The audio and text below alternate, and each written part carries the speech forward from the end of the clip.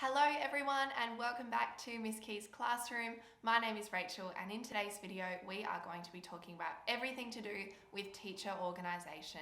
On my Instagram I had quite a few requests for a video about organisation because a lot of people said they are struggling to keep up with admin and assignments and checking in on wellbeing. So we're going to be covering all of that today. So let's just get straight into the video. So as teachers, there are a million and one things that we are meant to be doing at any given time, and sometimes it feels like it is completely impossible to stay on top of our to-do lists and stay organized with all the things that we are meant to be doing. So in this video, I'm going to share a few, organizational tips that I've picked up over my first 3 years of teaching that will hopefully help some of you, because I know that it can be so overwhelming and we're trying to do everything all at once as teachers. So hopefully some of these tips and tricks will help you to stay organized and stay on top of everything that you need to be doing. So my first organizational tip, which I think everyone should always be using and that I'm sure a lot of you are already doing, is having a to-do list. I always write everything down in my phone, in my notes app, which I'm meant to be doing so that I can remember, because I find that if I don't write something down, I often forget to do it. Or I'll remember a week after that I was meant to do something. And so what I do is I'll just open up my notes app, I'll add it to my to-do list. So maybe it's that I need to send a parent email home, or maybe I need to check in on a student or something like that. So I'll add it to my to-do list. And then what I like to do is I'll arrange that list by priority, because as teachers there's always something else that we could be doing, and so it's important to be able to prioritize the things that we need to do. So what I'll do is I have got my whole to-do list and I will allocate certain tasks to different days. That's the way I like to prioritize. Other people might just order their to-do list in order of priority, but I like to sort of set tasks on different days, because certain days of the week I have a lot of knit time, so a lot of free lessons, but then on other days I have hardly any, and so being able to get things done on those days is really hard. So I like to order my to-do list based on the day that I plan to do a task. Then once I've done the task, I will cross it off, or I'll delete it off my to-do list so that I can move on to something else. Having a to-do list on your notes app is just one way that you can do it. I know there's lots of apps out there that help you to manage the tasks that you need to do and create little neat to-do lists for you. So it's just about finding a way that works for you. Some people prefer paper to-do lists, so maybe if you're someone who uses a paper teacher planner, you can write little to-do lists on there. I've seen other people who write little sticky notes and will put them on their desk or things like that. I'm also someone who likes to do a sticky note and put it on my laptop. Often I do that if I need to talk to specific students, so that I don't forget which students I'm actually meant to be talking to. I'll just write a little list of names and put that on my laptop, so then I'll see it as soon as I open it to go and mark the roll or something. I'll think, oh yeah, I need to talk to those students. So it's just that little prompt to remind me. So having a to-do list is a really good way of keeping track of all your tasks, and yeah, making sure that you're writing things down when you get told to do things, because like I said, there's a million things going on in our brains that we're meant to be doing. So I find that if I've written it down, I'm way more likely to remember to actually do that thing. Okay, so to-do lists is sort of tip number one, but now let's move into talking about organizing specific parts of teaching, because I think as a teacher, it would be wonderful if the majority of our job was actually arranging lessons and planning lessons and then teaching lessons. But as we all know, a lot of our job is not doing that. A lot of it is drafting, marking, and keeping up with admin. So let's talk about keeping up with admin to start off with. I think that if there's one thing I wish I had known before I became a teacher, it's that admin is a big part of our job. I don't think I realized how big a part it was until I actually started teaching in my first year, because at uni it's all about lesson planning and creating amazing lessons for the students and learning how to mark assignments and create assignments and all that sort of stuff. And no one really tells you how much admin there's really going to be. So I think being able to be organized with your admin is really important, because you want to try and minimize the time you're spending doing that so that you can plan amazing lessons for your students. So when I talk about admin, I'm referring to emailing parents, filling out paperwork, PD, all of those sorts of things. So for me, the admin that takes the most time is contacting parents. As a high school teacher, the thing that I'm often emailing home for is in regards to absences and in regards to missing assignments. I know that it would be different as a primary school teacher because you have far more contact with parents, but as a high school teacher, that's generally what we end up talking to parents about. So what I like to do when emailing parents to save me a little bit of time is I have pre-saved email templates for various common emails that I would be sending. So I've got one for absences, one for missing assignments, and then I've got one sort of for behavior as well. So maybe there's a behavior issue as well, but generally that tends to be quite specific. So I don't use that template as much, but I do use the absence/attendance one and the missing assignment one quite a lot because it saves me from writing out the email multiple times over, especially if I've got to email, 10 parents about absences or something like that. I don't want to be writing out 10 emails. That's going to take a lot of time. So I go to my template, I've got it saved, I insert the students' names and the parents' names, I change the dates that they were away or something like that. Or if I'm doing the assignment one, I insert the name of the assignment and I talk about when it was meant to be due and what that means for the student now if they've missed that due date, and then I'll send it off to the parents. So having pre-made email templates can save a lot of time for you in the long run, especially if you are going to email multiple parents about the same issue. Just on sending emails to parents though, if you are going to use a template, make sure that you still send an individual email to each parent. What you want to avoid doing is copying all the different parents into one specific email. That can cause issues if parents have other parents' emails or something like that. You don't want, you don't want to be giving out people's emails and that sort of thing. So I still write an individual email for each parent or each caregiver that I'm emailing, but I just copy and paste the template into each email that I send. So to try and stay on top of all the admin that I have to do, I set aside myself 1 or 2 of my free lessons a week, so my knit time, and I dedicate that to doing admin. So often on my desk I'll have a pile of papers or something like that that I need to file. Maybe it's consent forms that students have returned. Maybe I've got a list of parents that I need to email or something like that, and I will use a dedicated single lesson or a double free or something like that to send those emails, to file those papers and chase up anything that I need to.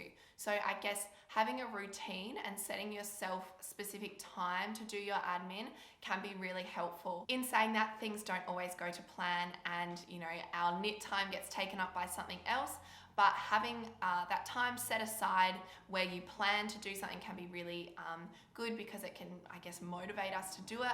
Admin isn't really something that a lot of people like doing, and so having that set time helps me to keep on top of it, I find. Okay, so now let's talk about probably the biggest part of this video, which is about managing assignments and being organized with assignments. As a high school teacher, I feel like this is really relevant because if you're like me, I teach 5 different classes. That means 5 different assignments that could be coming in at any point during the term. And so being able to be on top of your drafting and your marking and making sure that you're getting students' work back to them, making sure that you're filing things properly. So being on top of all those things is really important to allow us to have time to plan amazing lessons and all of those things and actually teach our students. So with assignments, there's various different things that I want to touch on. The first thing is planning your due dates. I have harped on about this so many times, but as a high school teacher in particular, it is so important. Like I said before, if you're like me and you're a full-time teacher, you might have 5 or 6 classes that you're teaching. And so it wouldn't be a good idea to have them all submitting an assignment at the same time, or especially not submitting a draft at the same time. Because if you've got 6 drafts due on the same day and all of them need them back next week, you're in for one heck of a weekend drafting all of that work. So what I do is at the start of every single term, I plan out my due dates. And while it's a little bit time consuming to, I guess, plan ahead that far for each different subject, it really does save you a lot of stress down the road. So what I do is I'll work out when each assessment task roughly is going to be due. So for example, if I'm teaching year 8 and I'm doing a novel study, I know that generally a novel study will take about 4 weeks. So I'll make the assignment due at the end of week 4. Or maybe we're doing a unit that's a little bit shorter. Maybe we are doing a narrative. A narrative might only take 3 weeks. So I'll make it due at the end of week 3. So doing that, taking the time in the holidays before the term starts to plan out your due dates is super important. I'll link my term overview planners below. You can grab them for free on Teachers Pay Teachers.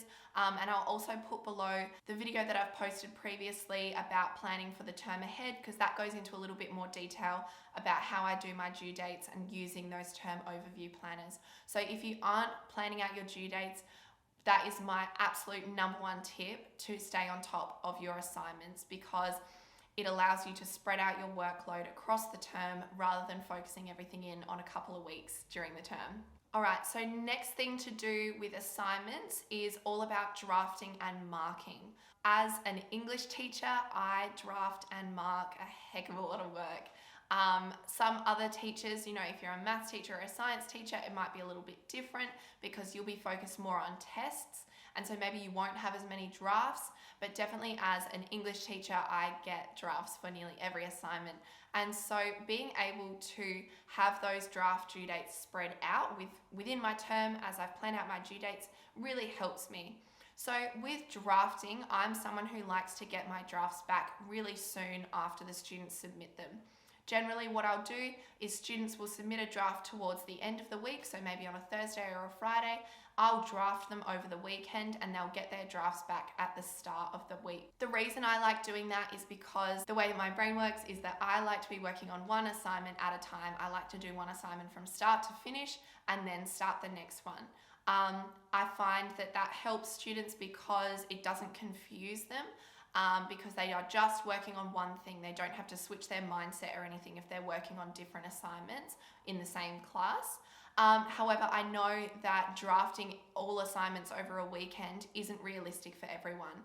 So another way you can do it is the class submits drafts on maybe the end of the week. Then the following week, you might teach the content for the next task. Then you've had that week to do their drafts. You give them their drafts back. Maybe they don't even get lesson time to fix up their drafts. They have to do it in their own time.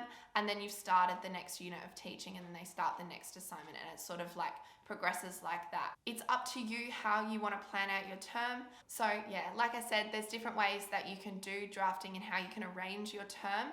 But I like to do it that students submit a draft, I do it over the weekend, then they get it back the following lesson. So yeah, it's about finding out what works for you. If doing everything over one weekend is super stressful and just not achievable for you, do it the other way around, where the students submit a draft, you start the next assignment, and then they get their drafts back maybe a week or 2 later. It's really about what works for you. So that's drafting. Then let's talk about marking, because based on the comments on my Instagram story that I put up the other day, a lot of people are struggling to keep up with the marking, especially high school teachers. And believe me, I totally get you. It can be so overwhelming when you've got a full-time load and you've got all these assignments to mark, especially towards the end of the term when you've got reports due and those sorts of things. So I think the most important thing to keep in mind when it comes to marking is that not everything has to be marked right that second. It doesn't have to be done in a day or in a weekend. It's not like drafts where it's important that you get them back, close to when the students have been working on them. Marking can take a little bit longer. So like how I said before that I set aside specific times to do my admin, I set aside specific times to do my marking as well. I guess I've gotten pretty good at working out how much time I would need to mark specific assignments. So if it's a group task, for example, and students are working in groups of 3, I might only have 10 assignments to mark. Whereas if all students are submitting an essay that's 1,000 words, they're obviously going to take me a lot longer to mark. So what I like to do is, how I said before with my to-do list, I set out what I'm going to do on specific days. If I've got marking that's come in, what I'll do is I'll set aside a time to work on each assignment. And then as I am doing the marking for a particular class, I will input the grades as I go as well, to save me time later, because then I don't have to open up each assignment again and say, oh, okay, what did this student get? And then copy it down and that sort of thing. So at my school, we use Daymap, and so I electronically put in all the grades next to each student's name. But I know that other schools do it differently. Maybe you've got a spreadsheet with all your students' names and you like to input grades on there. Maybe you've even got a paper sheet that you like to copy down grades onto, whatever works for you. But yeah, like I said, as I mark, I write down the grade as well, just so that I've got a record of what each student achieved for that particular assignment. I like doing it as I go rather than at the end. So that's on marking and drafting. I don't know if any of that is actually going to be useful to anyone, or if I'm telling you anything you don't already know, but hopefully you'll be able to see how planning out your due dates and spacing things out and then allocating specific times to work on things might be able to help you. One other thing that I like to do when I am drafting and marking is arranging my folders on my computer so that I know what assignments I've actually drafted or marked and which ones I still need to do. This can be done in paper folders as well. So maybe you are still receiving work in hard copy, and so you like to file things away in folders. So the same thing can be done on a computer as it can with actual physical folders as well. But what I like to do is I have a folder for each assignment, so maybe it's narrative, and then within that folder I will have a folder called drafts and then a folder called finals. And so in the drafts folder, I will have downloaded all the students' work into that folder, and I'll just work my way down the list to draft all the work.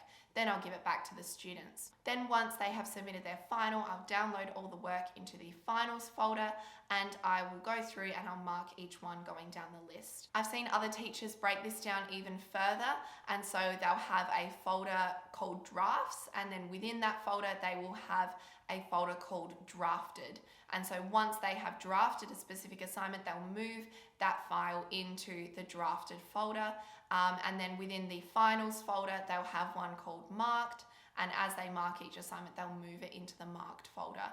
That just helps you to keep track of how many assignments you've got left to draft or mark, which ones you've actually done, and it helps to avoid missing any as well. So arranging your folders, whether that be physical folders or folders on your laptop, is super important, because I just think it helps me to keep track of everything, let me know what I've still got to draft, what I've still got to mark, and those sorts of things. And then the last thing that sort of relates to assignments and planning your due dates and all of that is knowing when reports are due. High school reports are very different to primary school reports, so this will sort of relate to high school reports a little bit more, I guess. But with high school reports, they tend to be due really towards the end of the term. I know that primary school reports tend to be due a little bit earlier, but with high school reports, mine tend to be due within the second to last week of term, or even the last week of term sometimes. So having that due date, knowing when things are going to be due, when you've got to have all your work in by, is super important. So I always write that on my term overview planner as well, because you obviously don't want to be having students submit an assignment after reports are due. So being aware of when reports are due is a really good tool as well, because it just helps give you, I guess, a time frame that you're working within, if that makes sense. All right, the next thing we're going to talk about is lesson planning. I made a whole video a little while ago about how to lesson plan and unit plan. So if you want a more in-depth look at this, I'll link it below and you can check that one out. But with lesson planning, I still create some form of lesson plans for each lesson that I'm going to teach. It's not always super detailed like I used to create for uni or when I was on placement or anything like that. But I still have little lesson plans that I do that have the links to videos I'm going to watch, or maybe links to the worksheets I'm going to use and those sorts of things. It's sort of like even just a to-do list for the lesson, if that makes sense. So how are we going to keep on top of our lesson planning is the big question. So like I said before, depending on your timetable and when your knit time is, that is how you're going to work out when you're going to lesson plan. My timetable, for example, I have nearly full days on Tuesday and Wednesday, which means that all of my lessons for Tuesday and Wednesday need to be planned on Monday, unless I want to do them after school. So on Mondays, I've got a lot of knit time, and so I will set aside time to focus on planning my lessons for Tuesday and Wednesday of that week. And so again, it all comes down to arranging your time and working out when you're going to work on specific things, when specific things need to be done by. Like I said before, with my to-do list, if it's split up into days, often my Monday is really full, so I might have admin to do, I might have lesson plans to do, and I might have some marking to do. And then my to-do list for Tuesday and Wednesday is usually pretty bare because I teach all day those days. So with lesson planning, I think one way to be organized with that is having some form of system where you have put your lesson plans. There's various different ways that you can do it. Like I said before, my school uses Daymap, so my lesson plans all go onto Daymap, and it's usually just a step-by-step of what we're going to do, and then I upload any resources that we're going to use too. Another great tool is OneNote. Some schools use OneNote, some don't. If your school does use OneNote, I'm sure you can attest that it is wonderful because it's sort of like an electronic notebook for all students. And so each student gets a OneNote, and then you have a class OneNote as well. And on your class OneNote, you can arrange it into lessons and upload everything on there as well. So with lesson planning, I think just having things there ready to go for yourself so that when you walk into that classroom, you're ready is the most important thing. It doesn't really matter what kind of system you use to do your lesson plans. Some people still like using paper ones. Some people use other tools like Google Classroom and things like that. So work out what works for you, what your school requires you to do. But then, yeah, like I said, with lesson plans, set yourself aside that time so that you know when you actually have to have your lessons planned by. Again, I don't know if I explained that very clearly. If you watch my lesson planning and unit planning video, hopefully that'll make a little bit more sense about how to keep organized with your lesson plans. But yeah, it all comes down to prioritizing your time, setting aside time to work on your lesson plans, and making sure you've got them done by the time you're going to teach that lesson.